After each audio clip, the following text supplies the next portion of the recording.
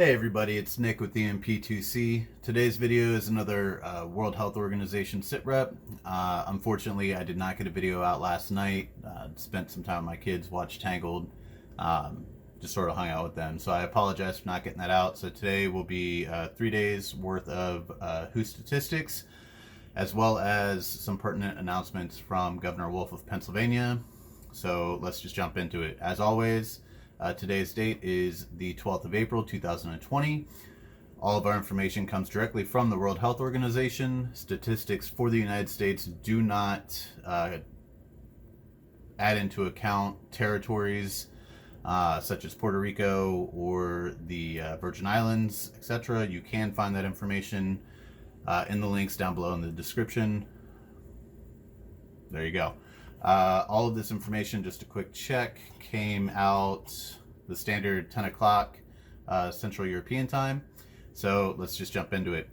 On the 10th for the United States, there were 425,889 total confirmed cases. 30,859 of those are new. 14,665 deaths as a result, and 1,925 of those deaths were considered new deaths. I've been trying to find a way to put like the severity, I guess, into perspective. So I'm also going to include a case fatality statistic, and in the link there will be, or in the description there will be a link from Encyclopedia Britannica on how to actually calculate case fatality rate or case fatality ratio, and it also adds mortality rate calculations, which are based on per population, into that as well. So for the 10th, the case fatality rate was 3.4% of the population of the United States. Okay. And that is, again, total deaths divided by total confirmed cases to get that number. On the 11th, we had 461,275 total confirmed cases. 35,386 of those were new. Those resulted in 16,596 total deaths, and 1,931 of those are new, with a new case fatality statistic of 3.59%. So you see it's creeping up a little bit day to day. On the 12th, we had 492,881 confirmed cases in the United States. 31,606 of those were new. 18,516 deaths resulted, and 1,920 of those were new, with a case fatality rate of 3.75%. So again, you see it creep up a little bit. We started 3.4 on the 10th, ended with 3.75 on the 12th. Globally, there were 1,696,588 total confirmed cases, 105,952 total deaths as a result, and case fatality is 6.24%.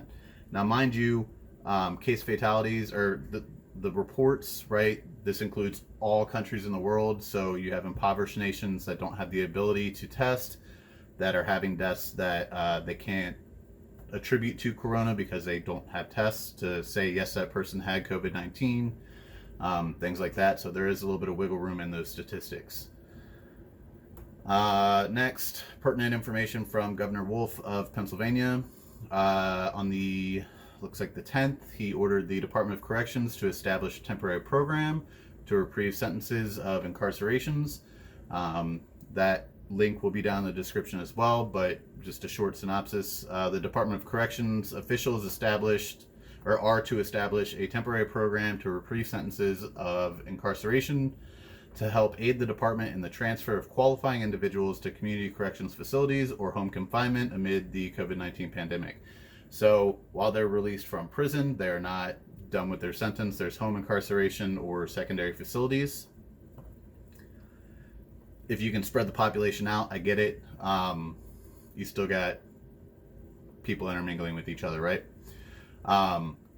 However, the temporary program to reprieve sentences of incarceration program will only apply to state prison inmates who have been identified as being nonviolent and who otherwise would be eligible for release within the next 9 months, or who are considered at high risk for complications of coronavirus and are within the 12 months of their release.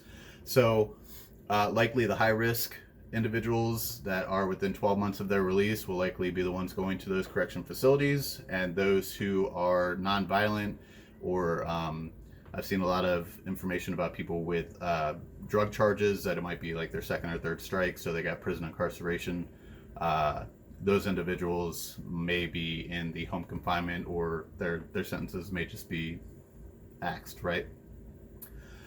There's also information about Pennsylvania beginning implementation of new federal unemployment benefits, and as the headline states, eligible claimants get an extra $600 starting next week. If I were to go through all the information in that press release, that would be like a very long 10-minute video just about unemployment benefits for PA. Again, links down in the description below if you're interested in that, if that would help you, if that pertains to you. Please take advantage of that program. Click the link, read up on it, do what you gotta do. That's all I got for you today. Thank you for taking the time to listen. Thanks for taking the time to watch this series. And if it helps you, please feel free to share it. Send me a comment. Let me know if giving you this worldview or this picture helps. And take care of one another. Wash your hands. Don't touch your face. Have a great day.